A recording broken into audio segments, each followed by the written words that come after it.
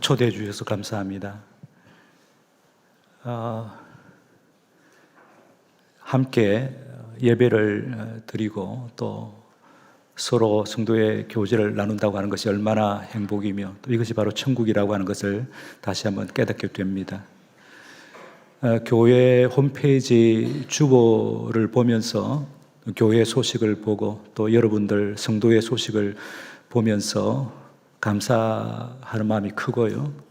특별히 경조사를 이렇게 맞으신 분들, 제가 일일이 참여하지 못하지만 함께 기뻐하고 또 주께서 위로해 주시기를 기도해 왔습니다.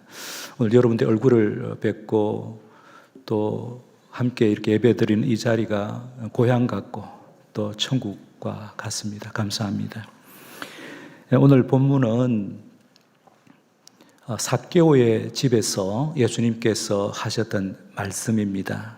예수님께서는 지금 예루살렘으로 올라가시는 중입니다. 십자가에 못 박혀 죽으시기 위해서 마지막 예루살렘으로 가고 계시죠. 그런데 여리고를 거쳐 가십니다. 여리고에서 세리장 삭개오가 예수님을 자기 집에 초대하죠. 그 집에 들어가신 예수님께서 삭개오의 집에 구원이 이르렀다고 선포하십니다. 여러분, 오늘 본문이 11절부터 시작이 되는데 그 앞에 9절, 10절을 보시기 바랍니다. 예수께서 이르시되 오늘 구원이 이 집에 삭개오의 집에 이르렀으니 이 사람도 아브라함의 자손이미로다. 인자가 온 것은 잃어버린 자를 찾아 구원하려 함이니라고 하셨습니다. 이렇게 말씀하신 다음에 오늘 우리가 살펴볼 비유를 예수님께서 말씀하셨습니다. 11절 전반절 보시기 바랍니다. 그들이 이 말씀을 듣고 있을 때에 비유를 더하여 말씀하셨다고 하시는데 이 비유가 일명 머나 비유입니다. 12절 13절을 보면 한 귀인이 왕위를 받으려고 먼 나라로 갈 때에 10명의 종들을 불러 한 머나씩 맡기고는 내가 돌아올 때까지 그것으로 장사하라고 합니다. 여기 한 귀인이 왕위를 받으려고 먼 나라로 갔다고 하는데 이렇게 생각해 보면 되겠습니다. 예수님 당시 로마가 유럽과 근동 지역을 다스리고 있었는데 그때 로마 황제의 윤허를 받은 분봉왕들이 각 지역을 다스렸습니다. 유대도 마찬가지였습니다. 우리나라도 조선시대에 중국 황제의 윤허를 받아야 조선의 왕이 될 수 있었지요. 13절을 보면 14절을 보면 귀인이 왕위를 받기 위하여 먼 나라로 떠났을 때에 그를 미워하던 백성들이 밀사를 파견하여 그의 왕됨을 방해하려고 했습니다. 그런데 15절 상반절에 보게 되면 실패했다. 그들의 모의가 실패했다는 것을 알 수가 있습니다. 얼마 전에 유대에도 이 비슷한 일이 있었습니다. 예수님께서 탄생하신 지 얼마 되지 않아 헤롯 대왕이 죽습니다. 그러자 헤롯의 장남 아켈라오가 유대와 사마리아의 통치권을 얻기 위하여 로마로 갔는데 그때 유대인들이 로마 황제에게 밀사를 보내어 아켈라오를 분봉왕으로 세우지 말 것을 탄원합니다. 그래서 탄원이 거절됩니다. 그러므로 이 비유를 들은 유대인들은 이 머나 비유의 배경을 이해하기가 그리 어렵지 않았을 것입니다. 15절을 보면 귀인이 왕위를 받아 돌아왔을 때에 종들이 한 머나를 가지고 어떻게 장사했는지 알아보려고 불렀습니다. 대표적으로 세 종들이 나와서 결산 보고를 하죠. 16절에서 24절입니다. 첫 번째 종이 나와서 주인님 한 머나로 10머나를 남겼습니다. 16절입니다. 그때 주인이 칭찬하고 큰 상을 내리고 있습니다. 둘째도 나와서 이렇게 말합니다. 한 머나로 5머나를 만들었습니다. 18절이죠. 주인이 너도라고 말하면서 큰 상을 내립니다. 마지막 한 사람이 등장하여 주인께서 맡기신 이 한 머나 그대로 여기 있습니다 라고 합니다. 20절, 21절에 보면 변명 일색이죠. 주인이 크게 책망하고 너가 가지고 있는 한 머나까지 빼앗아서 10머나 있는 자에게 주라고 합니다. 비유의 결론은 26절, 27절입니다. 26절을 보시면 26절 주인이 이르되 내가 너희에게 말하노니 무릇 있는 자는 받겠고 없는 자는 그 있는 것도 빼앗기리라. 주인의 결사는 공정하다라는 뜻입니다.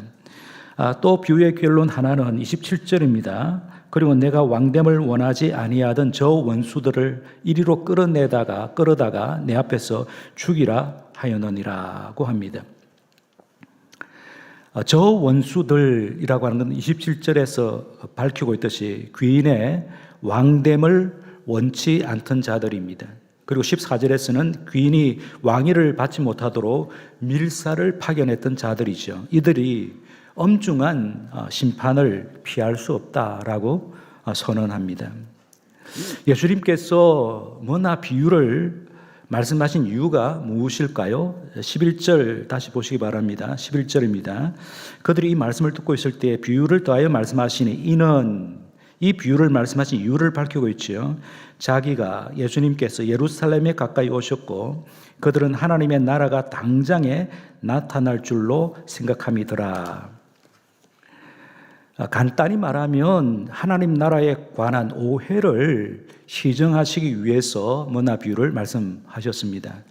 예수님께서는 공생의 시작부터 하나님 나라, 천국에 관해 말씀하셨습니다. 회개하라, 천국이 가까이 왔느니라. 그렇게 말씀하신 이유로 천국에 관하여 자주 말씀하셨습니다. 예수님만 아니라 그 당시 유대인들도 하나님 나라에 관심이 아주 컸습니다. 그들 가운데 하나님의 나라가 곧 도래할 것을 믿고 열망하는 자들이 적지 않았습니다. 그들이 믿고 바랐던 하나님의 나라는 이스라엘의 정치적 회복과 깊이 관련이 있습니다. 메시아가 오시면 이스라엘을 압제하던 로마 제국은 물론 이스라엘을 조롱하던 주변의 나라들까지 그 메시아께서 제압하시고 이스라엘 나라로 회복하실 것이다. 그러면 다윗 때보다 더 부강한 나라가 세워질 것이다 라고 믿었습니다. 그렇게 믿었던 이유는 하나님께서 그렇게 하시겠다고 구약 성경 곳곳에 약속하셨기 때문입니다. 그리고 그 회복된 이스라엘이 하나님의 나라와 동일하다고 이해했습니다. 그런데 그들이 알고 싶었던 것은 언제 메시아가 오셔서 이스라엘을 회복하실까라는 것이었습니다. 머나 비유를 말씀하시기 전에 바리새인들이 예수님께 나와 하나님의 나라가 언제 임할 것인지 질문했는데 그 질문에 예수님께서 이렇게 답변하셨습니다. 누가복음 17장 20절 21절입니다. 앞에 자막을 보시면 됩니다. 바리새인들이 하나님의 나라가 어느 때에 임하니까 묻거늘 예수께서 대답하여 이르시되 하나님의 나라는 볼 수 있게 임하는 것이 아니요 또 여기 있다 저기 있다고도 못하리니 하나님의 나라는 너희 안에 있느니라. 예수님께서 두 가지로 답하셨습니다. 첫째는 하나님의 나라가 볼 수 있게 임하는 것이 아니다고 하셨고, 둘째는 이미 하나님의 나라가 너희 안에 들어와 있다고 말씀하셨습니다. 하나님의 나라가 볼 수 있게 임하는 것이 아니라는 뜻은 너희들이 예상한 대로 하나님의 나라가 도래하는 것이 아니다라는 뜻입니다. 메시아가 오셔서 로마 제국과 주변 나라들을 제압하고 이스라엘 나라를 다시 부강한 나라로 회복하시는 그런 방식으로 하나님의 나라가 도래하는 것이 아니라는 뜻입니다. 정치적 해방을 의미하는 것이 아니라고 하는 것입니다. 하나님의 나라가 너희 안에 있다는 뜻은 너희들 가운데 내가, 예수님이죠, 내가 하나님 나라의 왕으로 와 있기 때문에 나의 통치를 받는 무리 가운데 하나님의 나라가 이미 임했다라는 뜻입니다. 그러므로 천국의 백성이 되기 위하여 이곳저곳을 기웃거릴 필요가 없다는 것이죠. 대신에 예수님을 영접하고 따르면 하나님 나라의 백성이 된다는 뜻입니다. 예수님의 제자들이 부활하신 예수님께 질문한 것도 마찬가지였습니다. 이스라엘 나라를 회복하심이 이때입니까? 라고 사도행전 1장 6절에서 예수님의 제자들이 묻습니다. 예수님께서 메시아이심에 틀림없기 때문에 우리나라가 이제 곧 회복하게 되겠네요 라는 뜻입니다. 이 제자들의 질문에 예수님께서 대답하셨습니다. 사도행전 1장 7절에서 8절입니다. 우리가 잘 아는 구절이죠. 함께 읽겠습니다. 이러시되 때와 시기는 아버지께서 자기의 권한에 두셨으니 너희가 알 바 아니요 오직 성령이 너에게 임하시면 너희가 권능을 받고 예루살렘과 온 유대와 사마리아와 땅끝까지 이르러 내 증인이 되리라 하시니라. 이스라엘 나라가 언제 회복될 것인지 그것은 성부 하나님의 소관이다. 그러므로 너희들이 관심을 가져야 할 것은 회복의 때가 아니라 회복되어야 할 세상이다. 이스라엘뿐 아니라 땅끝이 회복될 것인데 그렇게 만유가 회복되는 것이 하나님의 뜻이며 하나님 나라의 일이다. 그 일을 위해 내가 성령님을 너희에게 보내줄 것인데 그 성령님의 능력을 힘입어 만유의 회복을 위하여 일하는 것이 너희들의 사명이다라는 뜻입니다. 성도 여러분, 예수님께서 이 땅에 오신 이유와 목적, 33년간 이 땅에서 사신 이유와 목적, 3년간 사역하신 이유와 목적, 십자가에 죽으신 이유와 목적, 부활하신 이유와 목적, 성천하신 이유와 목적, 앞으로 재림하실 이유와 목적, 그리고 예수님의 제자들과 교회의 존재 이유와 목적, 이 모든 것이 다 만유의 회복에 있습니다. 그 만유의 회복이 예수님께서 이루시고자 하셨던 하나님 나라의 일입니다. 하나님 나라에 관한 예수님의 말씀을 요약하면 하나님의 나라가 예수님으로 인해 도래했지만 하나님 나라의 완성은 시간이 흘러야 한다는 것입니다. 예수님의 초림과 함께 하나님의 나라가 우리 가운데 본격적으로 임하여 확장되고 있지만 예수님의 재림 때라야 하나님의 나라가 완성된다는 것입니다. 그러므로 하나님의 나라가 당장에 나타날 것으로 생각한 유대인들의 오해를 시정하시기 위하여 예수님께서 이 머나 비유를 말씀하신 것이죠. 예수님의 초림 때부터 예수님의 재림 때까지 천국은 확장되고 있는데 이렇게 천국이 확장되고 있는 때를 종말이라고 합니다. 이 종말의 때에 성도와 교회가 해야 할 일이 있는데 예수님께서 이 머나 비유를 통해서 그 일을 하라고 우리에게 도전하고 계십니다. 오늘 우리가 보고 있는 머나 비유에서는 주인이 왕위를 받아 돌아올 때까지 주인이 맡기신 한 머나로 열심히 장사하는 것이 우리가 해야 할 일이라고 말씀하시죠. 머나 비유의 세부적인 내용을 몇 가지 살펴보겠습니다. 세부적인 내용, 그 첫째는 10명의 종들이 똑같이 한 머나씩 받았다고 하는 것입니다.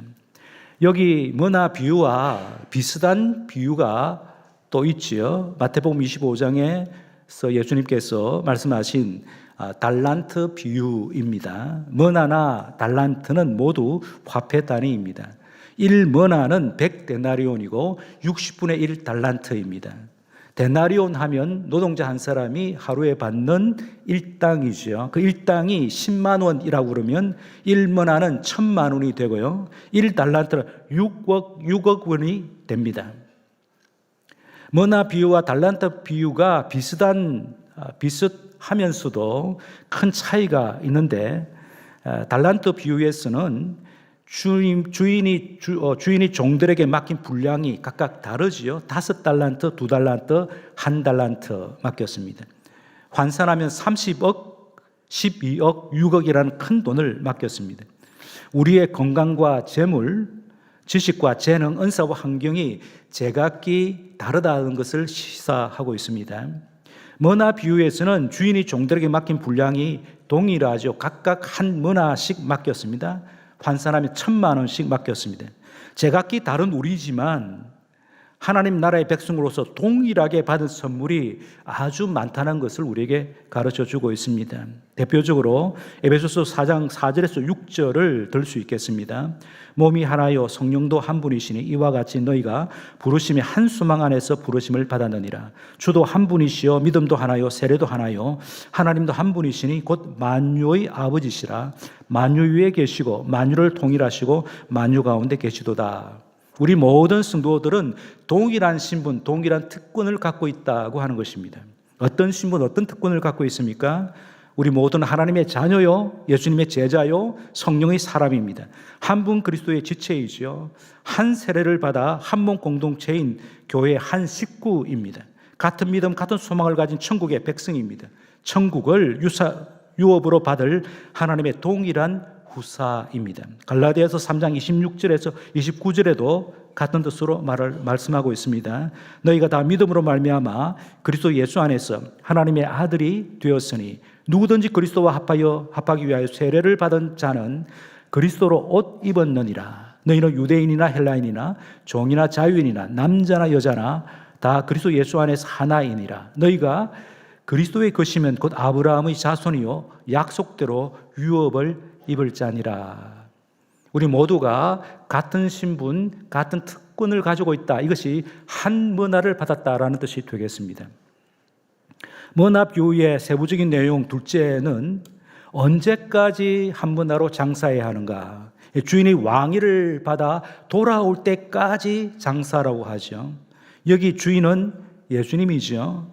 주인이 돌아올 때란 두 가지로 나누어 생각해 볼 수 있겠습니다. 하나는 예수님 재림하실 때, 그때 천국이 완성될 때이죠. 그리고 또 하나는 우리가 예수님께 갈 때, 우리가 죽은 다음에 예수님 앞에 서지 않습니까? 그때도 포함이 됩니다. 우리가 죽은 다음에 예수님 앞에 선다, 하나님 앞에 선다라고 생각하면 이 시간이 그리 멀지 않습니다. 카운트다운 되고 있죠. 오늘 우리가 언제까지 살 수 있겠습니까? 30년, 40년, 60년, 70년 살 수 있겠습니까? 아주 짧은 세상, 이 세상에서 살아가는 것이죠. 카운트다운 되고 있습니다. 주인이 왕위를 받아 돌아올 때까지 이것이 긴 시간이 아닙니다.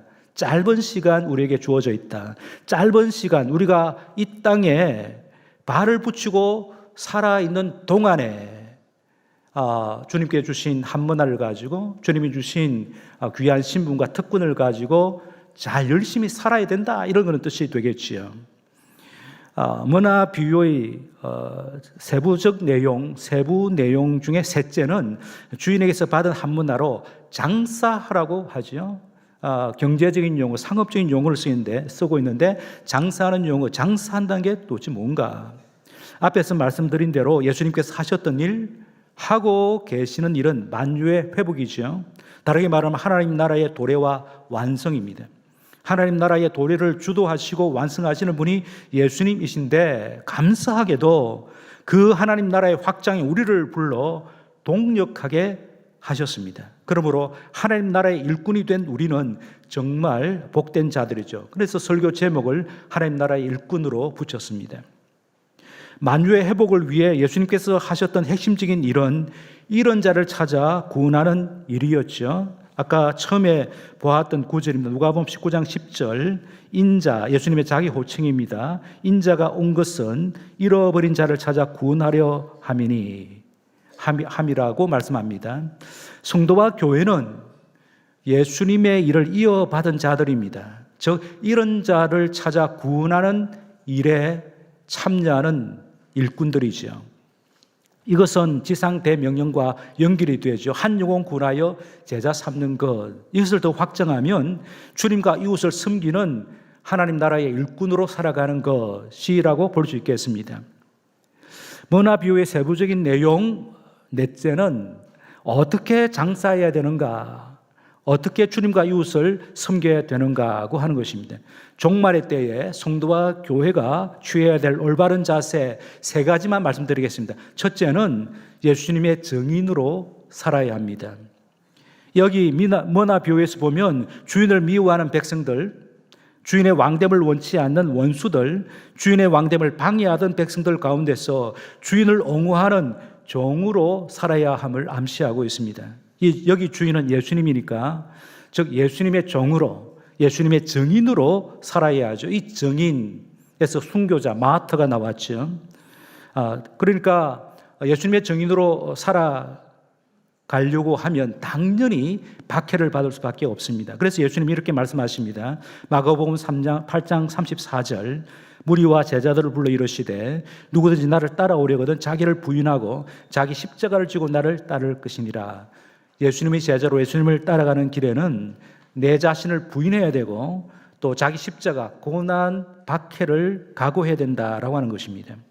마가복음 10장 29절에서 30절 비슷하게 말씀하셨습니다. 예수께서 이르시되 내가 진실로 너에게 이르노니 나와 복음을 위하여 집이나 형제나 자매나 어머니나 아버지나 자식이나 전토를 벌인 자는 현세에 있어 집과 형제와 자매와 어머니와 자식과 전토를 100배나 받되 박해를 겸하여 받고, 박해를 겸하여 받는다라고 쓰고 있죠. 내세의 영생을 받지 못할 자가 없느니라. 성도는 예수님과 복음 때문에 받는 박해도 견뎌야 합니다. 박해 중에도 예수님이 구주와 주님이심을 증언해야 하죠. 예수님을 위하여 죽기를 각오하는 예수님의 증인으로 살아야 합니다. 주님과 이웃을 어떻게 섬겨야 하는가? 성경의 자세 둘째는 주께서 우리에게 맡긴 직분이 있는데 그 직분에 충성해야 합니다. 오늘 보면 17절에 보면 한 문화를 가지고 10문화를 남긴 종에게 주인이 칭찬하면서 이렇게 말하고 있습니다. 지극히 작은 것에 충성했다. 충성이라는 말을 쓰고 있죠. 누가복음 16장 10절에서도 예수님이 이렇게 말합니다. 지극히 작은 것에 충성된 자는 큰 것에도 충성되고 지극히 작은 것에 불의한 자는 큰 것에도 불의하니라. 누가복음 12장 42절에서 44절 주께서 이르시되 지혜 있고 진실한 청지기가 되어 주인에게 그 집 종들을 맡아 때를 따라 양식을 나누어 줄 자가 누구냐. 주인이 이를 때 그 종이 그렇게 하는 것을 보면 그 종은 복이 있으리로다. 내가 참으로 너에게 이르노니 주인이 그 모든 소유를 그에게 맡기리라. 그럼 어떻게 하는 것이 충성하는 것입니까? 주께서 우리를 하나님의 자녀로 삼으시고 하나님 나라의 일꾼으로 삼으신 것에 대하여 감사하면서 섬겨야 합니다. 그리고 남을 나보다 낮게 여기는 겸손한 마음으로 섬겨야 되겠죠. 자원하여 즐겁게 섬겨야 합니다. 힘을 다해 섬겨야 되고 한결같이 초심으로 섬겨야 되고 남 잘 되도록 축복의 통로가 되어야 될 것이고, 그리고 마태복음 25장에 양과 염소에 비유해서 말하는 것처럼 지극히 작은 자 하나를 섬기는 것이 예수님을 섬기는 것으로 알고 지극히 작은 자 하나를 찾아서 섬겨야 하는 것입니다. 섬김의 자세 마지막 셋째는 예수님처럼 섬기는 삶을 살아야 하죠. 마가복음 10장 45절 인자가 온 것은 섬김을 받으려 함이 아니라 도리어 섬기려 하고 자기 목숨을 많은 사람의 대속물로 주려 함이니라. 예수님께서 33년간 이 땅에 오셔서 사셨는데 사복음서를 보게 되면 그 예수님의 모든 삶은 철저하게 섬김의 삶이었습니다. 섬김의 본을 보이셨잖아요. 성천하신 다음에도 하나님 아버지 곁에서 우리를 위하여 지금도 중보기도 하시고 구하는 자들에게 성령님을 계속해서 보내주고 계십니다. 예수님께서는 처음부터 지금까지 계속하여 우리를 섬기시고 계신다. 예수님처럼 우리도 섬기는 삶을 살아야 된다고 하는 것이죠. 머나 비유에서 또 하나 우리가 생각해야 할 것이 있습니다. 그것이 무엇인가 하면 섬기는 자가 받을 상이 있다라고 예수님께서 단언하고 계시죠. 충성된 종들에게 주님께서 칭찬하고 인정만 하셨던 것이 아니라 상까지, 풍성한 상, 큰 상까지 하사하고 계십니다. 한 문화로 10문화를 남긴 종에게 예수님이 이렇게 말씀하시죠. 주인이 이르되 잘하였다 착한 종이여 너가 지극히 작은 것에 충성하였으니 10고을 건세를 차지하라. 그리고 한 문화로 5문화를 만든 종에게는 이렇게 말합니다. 주인이 그에게도 이르되 너도 5고을을 차지하라고 하십니다. 성도 여러분, 우리가 인생길 마치고 주님 앞에 섰을 때에 주님께서 우리를 평가하는 기준은 딱 한 가지입니다. 그것은 하나님과 이웃을 얼마나 잘 섬기고 왔는가, 이것이 평가 기준입니다. 잊지 마시기 바랍니다. 우리가 주님께로 갈 날이 얼마 남지 않았는데 우리가 주님 앞에 서게 되면 주님께서 반드시 질문하실 것입니다. 하나님과 이웃을 얼마나 잘 섬기고 이곳에 왔느냐. 여러분들에게 2가지 질문을 드리겠습니다. 이 질문에 여러분이 한번 답변해 보시기 바랍니다. 첫 번째 질문입니다. 하나님 나라에도 서열이 있을까? 높은 자리, 낮은 자리가 있을까? 천국에 가면 우리가 받을 상급이 같을까, 다를까? 그럼 어떻게 생각하십니까?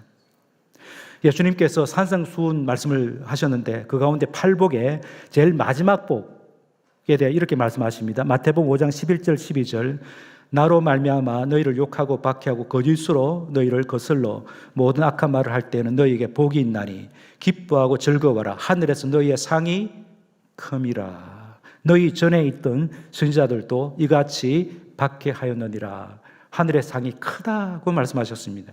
주님을 위하여 박해받는 자들에게 주시는 상급, 큰 상이 예비되어 있다라고 예수님이 말씀하시죠. 마태복음 23장 11절 12절 너희 중에 큰 자는 너희를 섬기는 자가 되어야 하리라. 누구든지 자기를 높이는 자는 낮아지고 누구든지 자기를 낮추는 자는 높아지리라. 천국에서도 낮은 자리가 있고 높은 자리가 있다라고 말씀하시는 것 같지 않습니까? 누가복음 22장 28절에서 30절 너희는 예수님의 제자들입니다. 너희는 나의 모든 시험 중에 항상 나와 함께 한 자들인즉 내 아버지께서 나라를 내게 맡기신 것 같이 나도 너희를 맡겨 너희로 내 나라에 있어 내 상에서 먹고 마시며 또는 보좌에 앉아 이스라엘 12지파를 다스리게 하려 하노라. 12지파를 다스리는 자리에 있게 하겠다고 사도들에게 약속하고 계십니다. 오늘 본문 머나 비유죠. 주인에게서 받은 한 문화로 열심히 장사하여 10문화를 남긴 종에게 10고울의 건세를 차지하라고 하셨고 5문화를 만든 종에게는 5고울을 차지하라고 하셨습니다.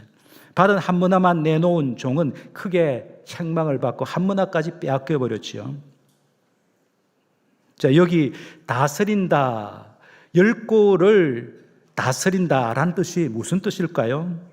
이상한 주인의 비유를 예수님께서 말씀하시는데 이것을 보게 되면 잘 알 수가 있겠습니다. 누가복음 12장 35절에서 38절입니다. 앞에 자막을 보면서 천천히 같이 함께 읽도록 하겠습니다. 허리에 띠를 띠고 등불을 켜고 서 있으라. 너희는 마치 그 주인이 혼인집에서 돌아와 문을 두드리면 곧 열어주려고 기다리는 사람과 같이 되라. 주인이 와서 깨어있는 것을 보면 그 종들은 복이 있으리로다. 내가 진실로 너에게 이르노니 주인이 띠를 띠고 그 종들을 자리에 앉히고 나와 수종 들리라. 주인이 혹 2경이나 혹 3경에 이르렀어도 종들이 그같이 하는 것을 보면 그 종들은 복이 있으리로다. 여기에 나오는 비유의 주인은 이상한 주인입니다. 아주 충성된 종들을 상위에 상 높은 자리에 앉히시고 자신이 섬기겠다라고 예수님께서 말씀하고 계시죠. 이 예수님의 말씀들에 따르면 천국에도 서열이 있다고 하는 것을 우리는 알 수가 있습니다. 그 서열은 섬김의 크기와 관련이 있습니다. 이것이 중요합니다. 섬김의 크기와 관련이 있습니다. 이 땅에서 예수님과 이웃을 잘 섬긴 자들은 천국에서도 더 크게 섬기는 자리를 차지할 것입니다. 천국에 가면 예수님이 가장 첫 자리에서 섬기시고 최선을 다해 예수님과 이웃을 섬긴 자들이 예수님의 옆자리를 차지할 것입니다. 자, 두 번째 질문입니다. 천국에 가면 큰 상을 받은 자들 때문에 우리는 부끄러워하게 될까요? 여러분 어떻게 생각하십니까? 천국에 가서 우리가 부끄러워한다. 그러면 그게 천국이겠습니까? 천국에서 우리의 자녀들이 우리보다 더 큰 상을 받으면 우리는 어떤 기분일까요? 얼마나 자랑스럽겠습니까? 마찬가지입니다. 천국에서 큰 상을 받는 형제 자매들을 볼 때 정말 축하하고 함께 기뻐할 것입니다. 이유는 그들이 천국에서 맡은 일이 주님과 우리를 섬기는 일이기 때문에 낮은 자리에 내려와서 우리를 섬기는 일이기 때문이죠.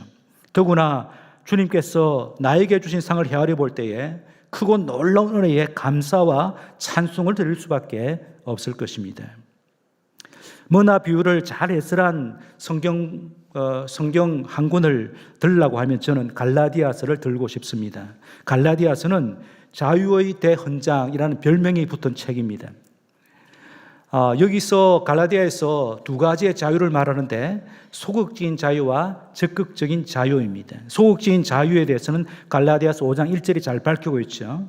그리스도께서 우리를 자유롭게 하려고 자유를 주셨으니 그러므로 굳건하게 서서 다시는 종의 멍에를 매지 말라. 어떤 자유를 우리에게 주셨나요? 죄와 율법과 죽음과 사탄으로부터의 자유입니다. 예수님을 구주와 주님으로 믿을 때에 얻게 되는 은혜로 얻게 되는 자유이죠. 이게 뭐뭐로부터의 자유입니다. 이것이 소극적인 자유입니다.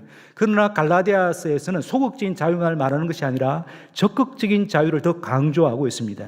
적극적인 자유에 대해서는 갈라디아서 5장 13절입니다.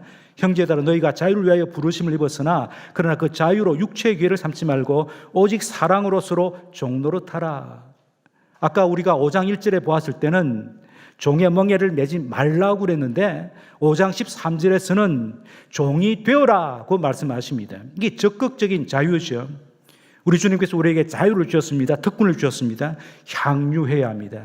하지만 이 자유와 특권을 섬기는데 사용해라. 다르게 말하면 즐겁게 남의 종이 되는 자유를 행사하라. 이것이 갈라디아에서 우리에게 주시는 도전입니다.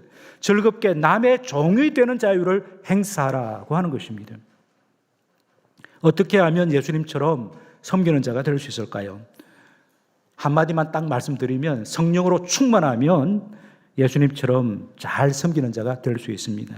성품과 사역에서 예수님을 닮도록 성부 하나님과 성자 예수님께서 우리에게 주신 최고의 선물이 성령님이신데 그 성령님으로 충만할 때에 즐겁게 주님과 이웃을 섬길 수 있는 것이죠. 어떻게 하면 성령으로 충만할까요? 여러분이 김대중 목사님으로부터 여러 목사님 교육자들로부터 설교를 들어서 아실 것입니다.